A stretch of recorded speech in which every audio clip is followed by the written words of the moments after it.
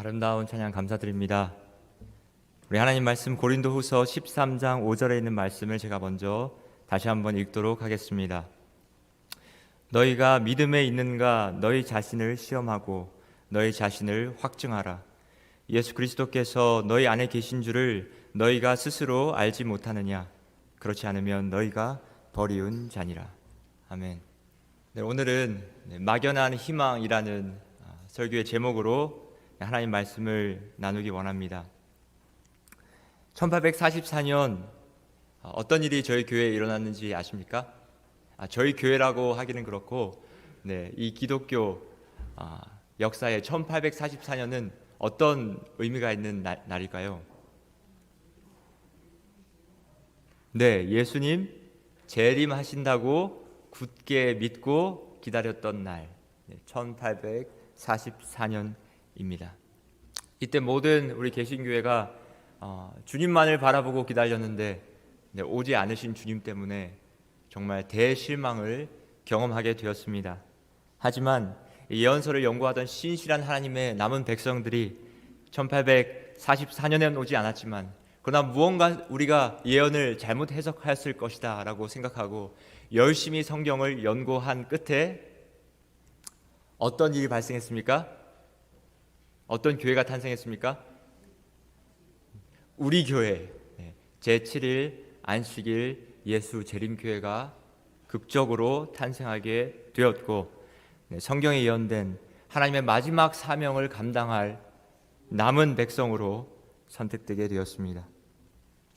당시 1844년에 예수님의 재림을 기다리던 그 대재림 운동이 성령의 능력으로 이어졌을 것 같으면 예수님의 재림은 이미 훨씬 전에 실현되었을 것이라고 영감의 글은 기록하고 있습니다. 각시대 대쟁투 458페이지에 있는 말씀을 제가 읽어드리겠습니다. 1844년의 운동에 일치 합력하여 활동했던 그 사람들이 셋째 천사의 기별을 받아들이고 성령의 능력으로 그 기별을 전파하였을 것 같으면 하나님께서는 그들의 노력을 통하여 크게 역사하셨을 것이다.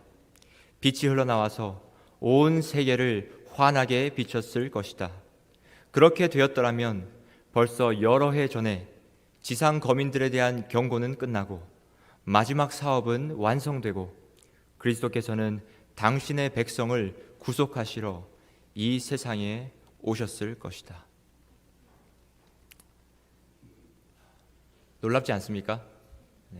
1844년 대실망 이후에 많은 하나님의 남은 백성들이 성령의 능력을 힘입어 주를 증거했을 것 같으면 예수님께서 이미 이 땅에 오셨을 것이다. 이 영감의 글을 생각하고 이 글에 의거할 때 이제 언제 예수님이 오셔도 이상하지 않은 시대, 마지막 시대를 저와 여러분이 살아가고 있다는 것이 확실한 사실입니다. 그러나 아직도 많은 사람들이 예수님의 재림은 실현되지 않았고 그것은 정말 내 시대에 일어날 수 있는 일인가 하고 반문하기도 합니다. 지체된 예수님의 재림에 대해서 의문을 가지고 반문하는 사람들에게 베드로후서 3장은 다음과 같이 답변합니다. 먼저 이것을 알지니 말세에 조롱하는 자들이 와서 자기의 정욕을 따라 행하며 조롱하며 이르되 주께서 강림하신다는 약속이 어디 있느냐? 조상들이 잔 후로부터 만물이 처음 창조될 때와 같이 그냥 있다 하니 사랑하는 자들아 주께는 하루가 천년 같고 천년이 하루 같다는 이 한 가지를 잊지 말라. 주의 약속은 어떤 이들의 더디다고 생각하는 것 같이 더딘 것이 아니라 오직 주께서는 너희를 대하여 오래 참으사 아무도 멸망하지 아니하고 다 회개하기에 이르기를 원하시느니라. 아멘. 1844년 이후에 이제 벌써 180년이라고 하는 긴 시간이 지나왔습니다. 이미 어떤 이들에게는 재림이라는 단어가 현실과는 동떨어진 단어처럼 진지하게 더 이상 다가오지 않습니다. 베드로후서에 기록된 이 말씀은 매우 흥미롭습니다. 말세에 어떤 때예요? 말세에 조롱하는 자들이 온다고 했습니다. 말세에 자기의 정욕을 따라 행하고 조롱하면서 말세에 그들이 말하기를 도대체 예수님이 다시 오신다고 하는 그 약속이 어디 있느냐? 모든 세상 만물이 처음 하나님이 창조했을 때와 같이 그대로 있지 않느냐? 그렇게 주장한다고 성경은 말했습니다. 여기서 중요한 포인트는 말세에입니다. 성경은 실제로 이러한 일들이 예수님이 오시기 매우 임박한 말세에 있을 것이라고 말합니다. 하나님께는 하루가 1000년 같고 1000년이 하루 같다는 이 말씀이 어떤 뜻일까요? 인간의 시간으로 하나님의 시간을 계산하는 것은 매우 어리석은 일이라고 하는 사실입니다. 우리 할아버지 때부터 예수님이 오신다고 했는데 우리 아버지 때부터 예수님이 오신다는 말은 늘 있어 왔어. 50년이 지났고 70년이 지났고 한 세기가 흘렀지만 예수님이 오지 않았어. 지금도 말세가 되었다고 말하지만 과연 예수님이 오실까?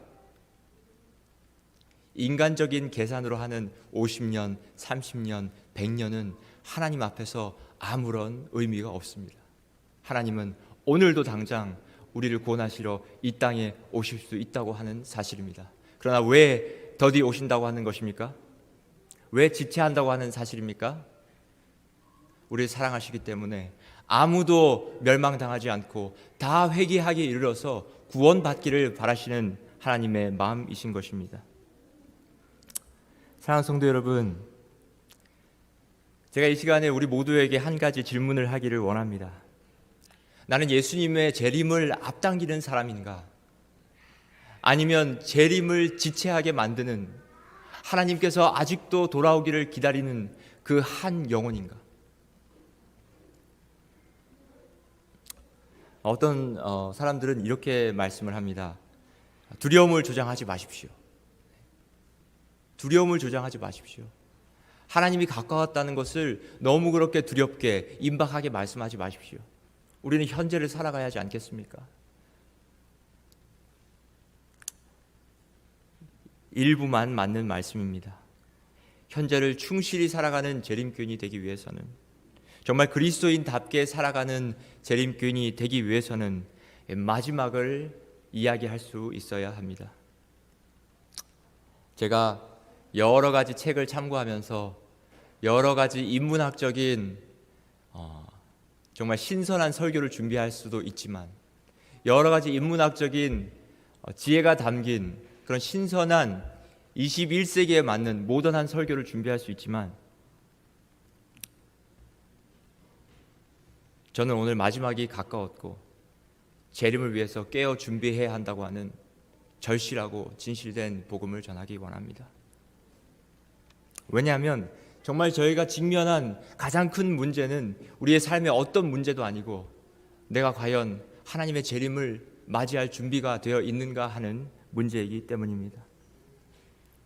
여러분, 오늘 제가 여러분께 한 가지 중요한 사실을 알려드리기 원합니다.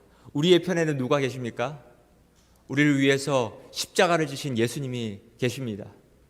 근데 한 가지 더 알려드리고 싶은 사실은 예수님처럼, 예수님만큼이나 열심히 일하고 있는 한 존재가 있습니다. 그것이 누구일까요? 바로 사탄입니다. 사탄이 우리를 멸망으로 이끌기 위해서 예수님처럼 간절한 마음으로 우리를 기만하고 있다는 사실입니다. 우리는 지금 대쟁투의 한 중심에서 살아가고 있음을 기억해야 할 것입니다. 우리 요한계시록 16장을 공부하면요, 개구리 같은 새 더러운 영이 나온다라고 하는 표현이 있습니다. 그 새 더러운 영이 용의 입과 짐승의 입과 거짓 선지자의 입에서 나와서 이적을 행하고 많은 사람들을 기만한다고 표현하고 있습니다. 저의 요한계시록 스승이신 우리 앤드루스 대학의 랑코 스테파노비치 교수님은 그의 저서에서 이렇게 설명했습니다. 말세의 사단이 사용할 최후의 전략은 핍박이 아니라 기만이다. 핍박이 아니라 무엇이라고요? 기만이다. 그래서 그분의 책에서는 The Great deception이라고 표현합니다. 대기만이다. 이 개구리 같은 더러운 새 영은 아버지 하나님, 성령 하나님, 성자 하나님, 삼위를 대표하는 이 세 분을 모방할 거짓 영들을 일컫습니다. 이 새 영이 어떻게 한다고 하는 것입니까? 저와 여러분을 말세에 하나님을 알지 못하는 사람으로, 예수 그리스도를 저버린 사람으로 만들기 위해서 정말 불철주야로 일하게 될 것이라고 하는 사실입니다.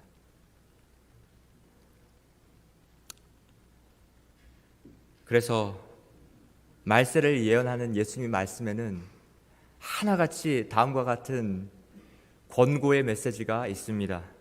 바로 깨어 있으라라고 하는 말씀입니다. 저는 지금부터 한 종교 월간지에 기재된 장문의 글을 읽어드리기 원합니다. 이것은 사탄이 자기 부하 마귀들에게 연설하는 연설문 형식으로 작성되었습니다.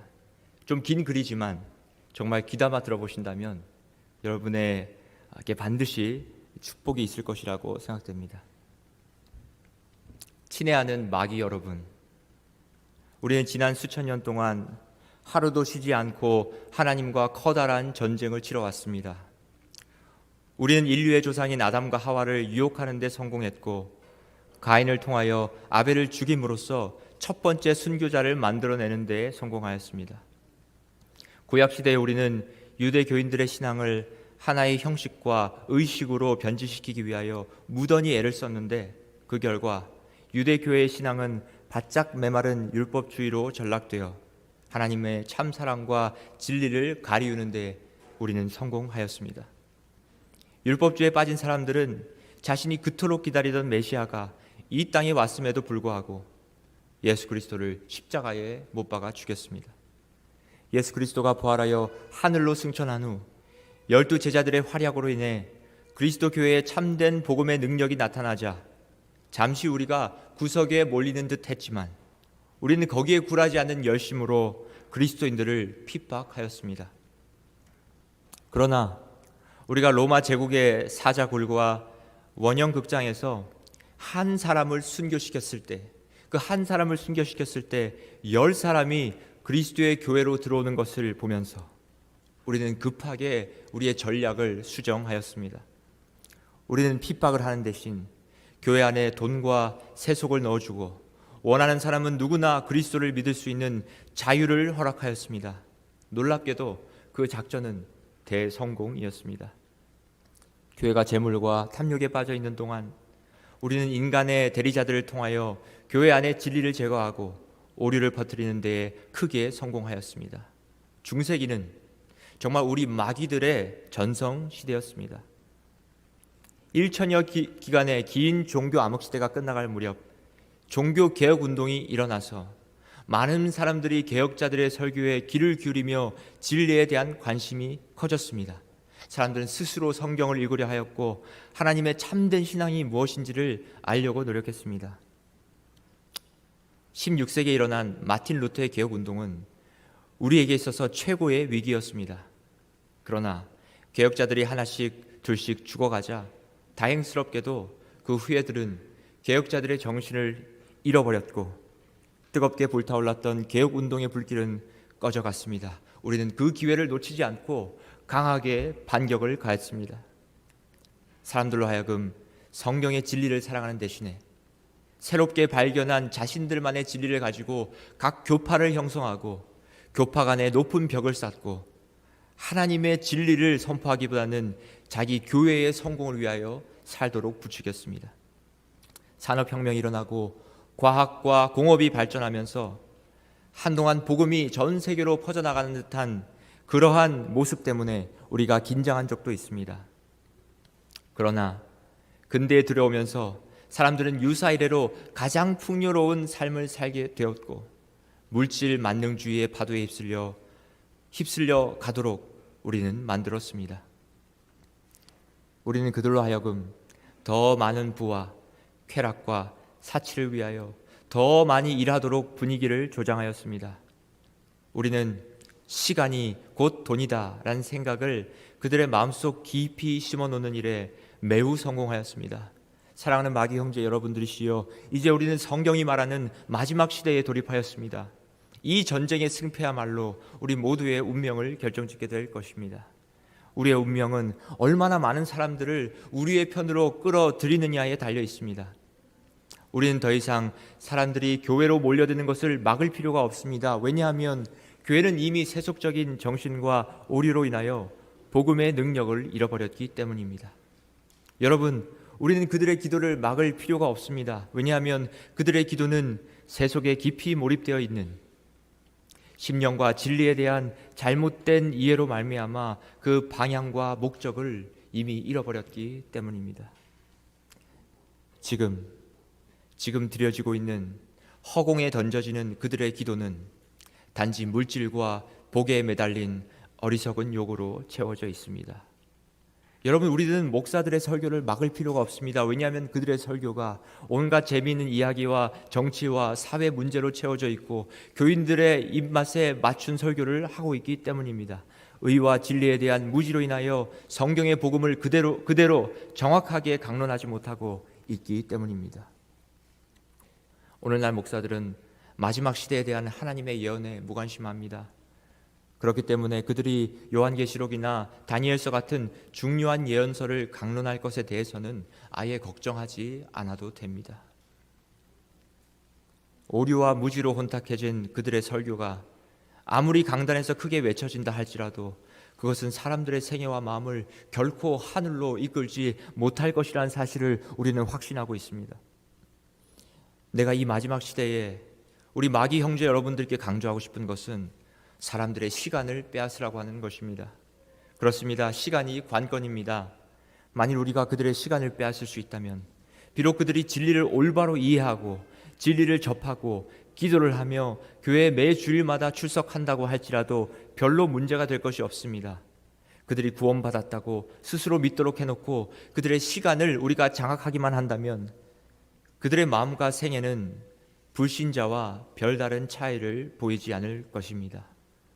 여러분, 어떻게 하면 그들의 시간을 빼앗을 수 있을까요? 그것은 매우 간단합니다. 그들을 사소한 일로 바쁘게 만드십시오. 돈을 좋아하는 사람은 돈 버는 일로 더 바쁘게 만드십시오. 명예를 좋아하는 사람은 그것을 쫓는 일에 모든 시간을 소비하도록 유도하십시오. 사람들의 지출을 가능한 한 늘리게 만들고 그 빚을 갚기 위하여 불철주야로 일하게 만드십시오. 행복은 물질에서 온다는 허상을 믿도록 가르치고 절대로 그리스도로부터 행복을 맛보지 못하도록 만드십시오. 아내들의 사치심을 부추겨서 남편들로 하여금 하루에 10시간, 주 7일을 일해도 시간이 부족하다고 느끼도록 만드십시오. 필요하다면 한 사람이 2가지 이상의 직업을 갖도록 유도하고 가정을 지켜야 되는 어머니도 적당한 이유를 만들어서 직업 전선으로 내모십시오.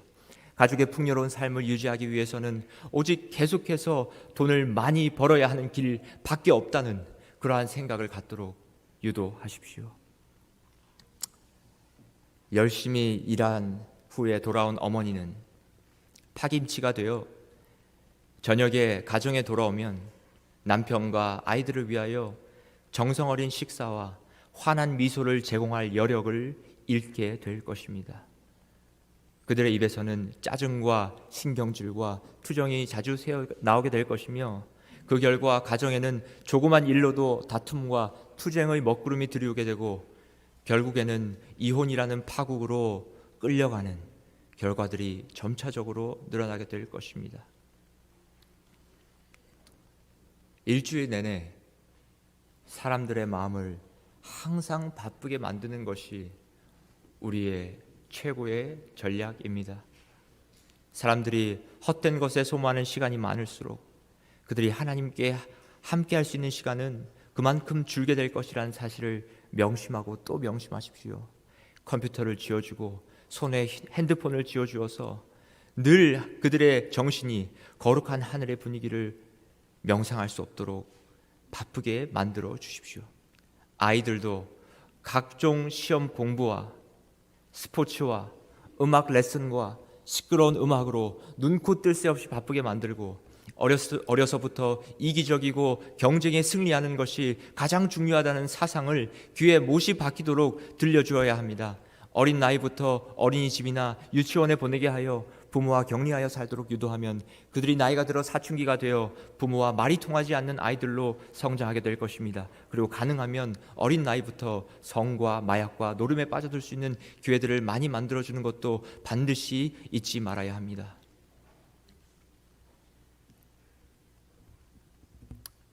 그들이 예수 그리스도를 개인적으로 만나지 못한 채 우리가 그들의 시간만 빼앗을 수 있다면, 그들은 예수 그리스도를 개인적으로 만나지 못한 채, 그리고 하나님의 말씀에 대한 올바른 이해를 가지지 못한 채 세상과 교회 안을 방황하다가 그들의 삶을 마치게 될 것입니다. 이것이 오늘 내가 여러 마귀 형제들에게 꼭 드리고자 하는 중요한 메시지입니다.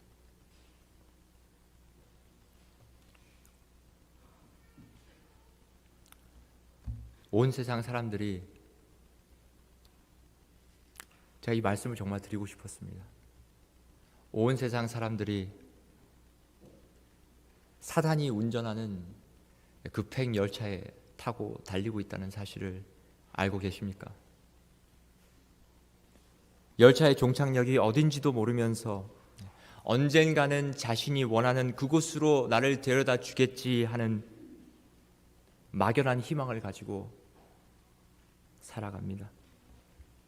그 급행 열차는 너무나 빨리 달리기 때문에요, 그 열차에서 뛰어내리려면 내 온몸을 던지고자 하는 위험을 감수하지 않으면 그 열차에서 내릴 수가 없습니다. 그럼에도 불구하고 사람들은 아무런 결정도 하지 않은 채로 급행 열차에 몸을 맡긴 채 무작정 살아가고 있습니다. 사랑하는 성도 여러분, 우리 삶에서 우리의 삶을 변화시키는 결정적인 결심을 정말 하기 원하십니까? 사람들은 삶을 크게 변화시키는 결정들을 하길 원하지 않습니다. 그래서 아무런 결정도 하지 않은 채 하루하루 미루며 살아갑니다. 그러나 아무런 결정을 하지 않은 채 살아간다고 하는 것도 우리가 내릴 수 있는 매일의 결정이라고 하는 사실을 기억해야 할 것입니다. 하나님께서 인생의 이런저런 행로에서 우리의 삶에 기회를 주실 때마다, 하나님께서 이런저런 행로에서 우리의 삶에 기회를 주실 때마다 아무것도 하지 않기로 결정한다면 그것이 우리의 선택이 되어서 인생은 사단이 인도하는 급행 열차를 타고 빠르게 지나가고 말 것입니다. 그리고 인생 최후의 날에 마지막 호흡을 내쉬면서 후회의 한숨과 함께 눈을 감게 될 것입니다. 이렇게 끝날 수 있는 것이 우리의 인생이다라고 이 월간지에서 설명하고 있습니다. 이러한 위기의 순간에 하나님의 지혜는 무엇인가 하는 주제로 다음과 같은 글을 읽었습니다. 말세에 우리가 살아갈 수 있는, 적용할 수 있는 하나님의 지혜는 무엇인가? 그것은 단순한 삶을 살라는 것이다. 단순한 마음과 단순한 생활을 위해서는 무엇보다도 단순한 환경이 필요하다. 조용하고 소박한 환경 속에서 하루를 단순하게 살아가는 것, 그것이야말로 이 시대의 그리스도인들의 마음과 영혼을 치유하는 치료제가 될 것이다. 여러분, 하나님께서는 하루에도 수차례 우리와 대화하기를 원하신다는 것을 알고 계십니까? 하루에도 수차례 우리에게 다가오셔서 말씀하고자 하시는 사실을 알고 계셨습니까? 수차례 하나님과 대화하신 경험이 있으십니까?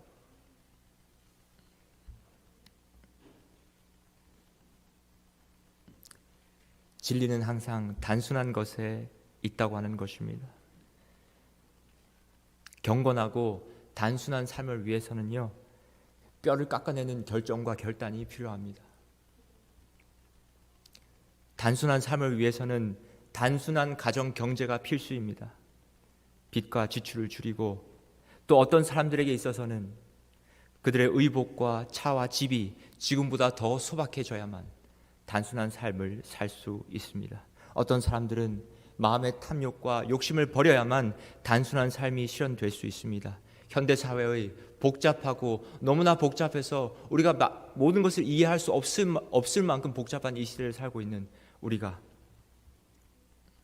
우리의 삶을 그리스도께 바치기 위하여 단순화하지 않는다면 저는 사단의 전략에 어김없이 당하게 될 것입니다. 잠시라도 졸거나 깨어있지 않으면 언제 어디서 마귀의 함정에 걸려 우리가 가지고 있는 시간 전부를 헛되게 소모해버릴 수 없다는 사실을 깊이 인식하고 있는 그리스도인의 숫자가 너무나 적다. 사랑하는 성도 여러분, 저는 정말 고백하지 않을 수 없습니다. 많은 사람들이 막연한 희망을 가지고 살아가고 있다고 하는 것입니다. 여러분은 막연한 희망을 가지고 있습니까? 아니면 그리스도께서 주시는 확실한 소망을 가지고 계십니까? 막연한 희망은 사단의 기만이요 대기만의 결과입니다. 성경에 예언된 일이 진행되고 있는 것입니다. 내가 교회를 나오니까, 교회를 다니니까, 예수님을 믿으니까, 예수님을 믿는다고 공언하며 살아가는 그리스도인이니까 열차의 종착역이 어딘지는 모르지만 언젠가는 우리가 그 소망의 항구에 도착할 것이다 라는 막연한 희망을 갖고 사는 사람들이 매우 많다고 하는 것을 저는 진실되게 말씀드리고 싶습니다. 여러분, 오늘 성경은 다음과 같이 우리에게 아주 엄청난 진리를 선포합니다. 고린도후서 13장 5절의 말씀입니다. 너희가 믿음에 있는가 너희 자신을 시험하고 너희 자신을 확증하라. 예수 그리스도께서 너희 안에 계신 줄을 너희가 스스로 알지 못하느냐? 그렇지 않으면 너희가 버리운 자니라. 여러분, 사단의 전략을 매우 장문의 글로 제가 읽어드렸습니다. 그 전략에 나온 대부분의 내용들이 나의 삶임에도 불구하고, 내가 살아가는 삶의 모습임에도 불구하고 이대로 언젠가는 영생을 얻겠지라고 생각하신다면 저는 이 기별을 전하지 않을 수 없습니다. 사단에게 기만당하고 있는 것입니다. 엘렌 화이트이 언제 한번, 제가 이 글에 넣지는 않았지만 제가 예언의 신을 이렇게 쭉 읽다가 어떤 이렇게 대총회 같은 모임에 갔는데 다 뭐 합회장님들, 부장님들, 훌륭하신 신앙의 큰 사역을 감당하고 계신 분들이 다 모였다고 합니다. 근데 하나님께서 비전을 통해서 그분들의 미래를 펼쳐 보이는 순간 그곳에 단 몇 명밖에 구원받을 사람이 없다고 하는 사실에 너무나 놀라지 않을 수 없었다고 합니다.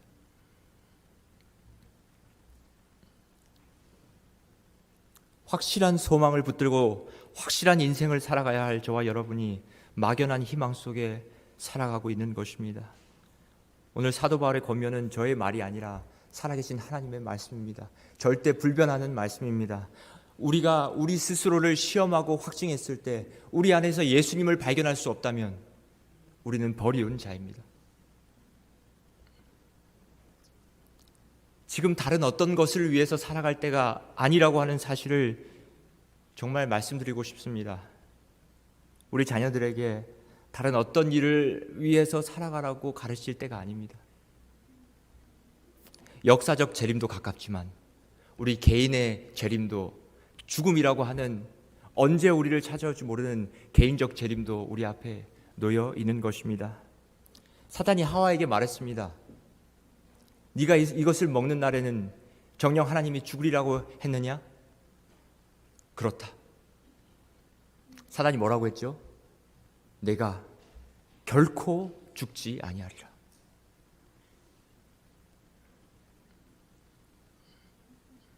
하나님 뭐라고 하셨어요? 내가 이것을 먹는 날에는 정녕 죽으리라. 사단은 우리에게 뭐라고 말한다고요? 너가 정말 그렇게 해도 괜찮아. 하나님 없이 살아도 된다. 하나님께 집중하지 않아도 된다. 너의 삶을 위해서 열심히 살아가라. 지금 그대로도 괜찮아. 너는 결코 죽지 아니하리라. 그렇지만 하나님 말씀은 우리에게 뭐라고 말씀하신다고요? 내가 이것을 먹는 날에는 정령 죽으리라.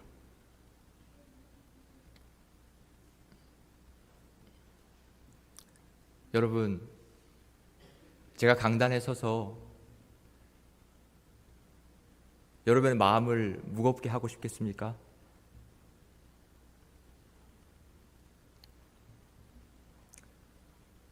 제가 이번 한 주 첫 설교인데 하나님 앞에 조용히 무릎 꿇고 기도했습니다. 아버지, 제가 어떤 기별을 외치기 원하십니까? 제가 만약에 내일 교통사고로 죽는다면, 다음 주에 교통사고로 죽어서 더 이상 말씀을 전할 수 없는 내 마지막 시간이라고 한다면, 아버지, 제가 어떤 말씀을 전하기 원하십니까? 제 마음속 가운데 아주 강력한 음성처럼 내 백성을 깨워주라.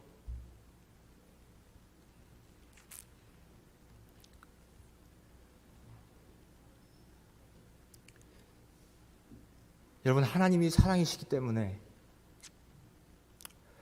우리가 어떻게든 구원받게 될 것이라는 생각은 하나님이 우리에게 주신 진리가 아닙니다. 그것은 우리를 죽이려는 사단의 기만입니다. 하나님은 사랑이시기 때문에 우리에게 그분을 사랑할 자유도, 그분을 선택할 자유도 주셨지만 그분을 버리고 내 마음대로 살 수 있는 자유도 주셨습니다. 생명의 근원이신 하나님을 저버리고 다른 어떤 것이 우리의 우선순위가 되고 그것이 우리의 소망이 된다면 생명을 잃어버리게 되는 것은 자연스러운 결과입니다. 우리 중에 아직도 예수 그리스도보다 더 우선시되는 것이 있고 예수 그리스도보다 더 중요시되는 것이 있다면 저는 담대히 말할 수 있습니다. 우리는 아직 그리스도를 마음에 품지 못한 사람들입니다. 만일 여러분의 삶이 예수 그리스도로 그 한 분으로 만족할 수 없는 삶이라면, 여러분, 예수님 한 분으로 만족하십니까? 정말 예수님 한 분으로 만족하실 수 있습니까? 지금 이뤄놓은 모든 것을 버리라고 요청하신다면 버리고 따라가실 수 있습니까?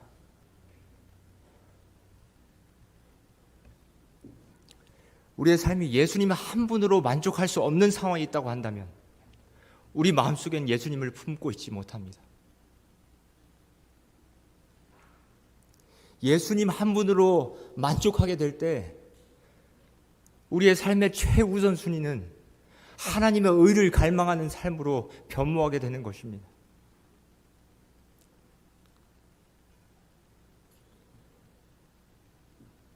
오늘 혹시 여러분 안에서 예수 그리스도께서 계신 것을 스스로 발견하지 못하십니까? 다시 한번 말씀드립니다.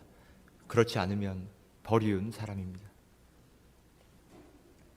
사단에게 기만당한 사람입니다. 그렇다면 무엇보다도 우리가 그리스도를 우리의 가슴에 품기 위해서, 우리의 전 인생에 그리스도라는 보물을 담기 위해서, 그 숨은 보화를 캐내기 위해서 시간을 쏟고 열정을 쏟게 되시기를 바랍니다. 도움을 구하시기 바랍니다. 성령님께, 하나님께, 주변 사람들에게 도움을 구하시기 바랍니다.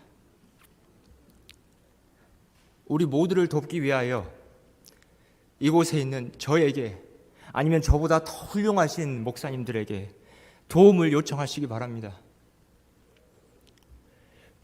하나님 말씀을 가르쳐 달라고, 성경 공부를 시켜달라고 요청하시기 바랍니다.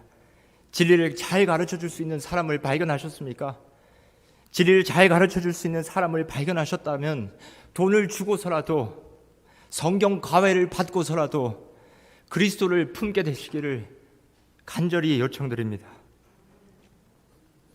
여러분, 그리스도를 발견할 수 있다면 무슨 일이든 하십시오. 날마다 잠에서 깨어나면 내 마음속이 오늘 하루를 살아갈 때 그리스도 한 분으로 자족할 수 있는가? 나는 그리스도를 생각할 때 이 세상의 염려가 사라지고 내 마음은 온전한 만족을 얻을 수 있는가?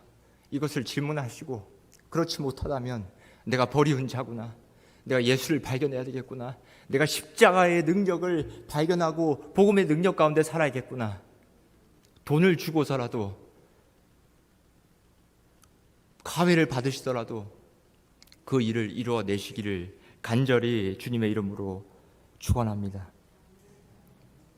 사랑하는 성도 여러분, 저는 이것이야말로 제가 드릴 수 있는 가장 희망적인 메시지라고 확신합니다. 정말 이 설교는 암울하고 무거운 설교가 아닙니다. 여러분께 모세가 광야에서 뱀을 든 것 같이 저는 예수님을 지금 높이 들고 있는 것입니다.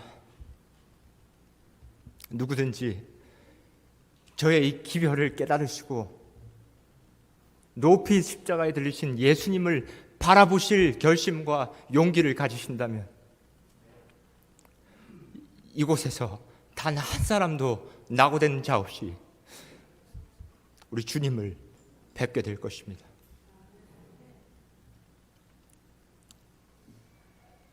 우리의 사랑한 가족이, 우리가 쏟아낸 열정이, 우리가 읽어낸 아름다움이, 우리가 풀어낸 삶의 치열함이, 우리가 수많은 사진 속에 담아왔던 추억이 다 무가치한 한 줌의 흙에 불과한 결말이 되기 전에 우리가 예수님께로 우리의 시선을 고정시키고 구원받는 사람으로 살아갈 수 있기를 간절히 소망합니다. 하나님을 발견하고 싶으신 분 계십니까? 저에게 연락 주십시오. 구원받지 못했다고 구원의 확신이 없으신 분이 혹시 계십니까? 제가 학생부를 담당하고 있지만 잠을 줄여서라도 개인 성경 공부해 드리겠습니다.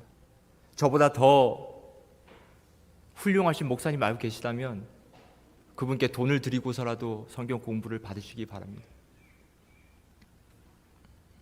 집나잇이 있고 야외 예배가 즐겁고 재밌는 친교의 시간과 레크레이션이 교회에 다 필요한 것이지만 그것보다 이 일을 하는 것이 우리에게 가장 급선무이고 긴박한 사실이라는 것을 기억하시면 좋겠습니다.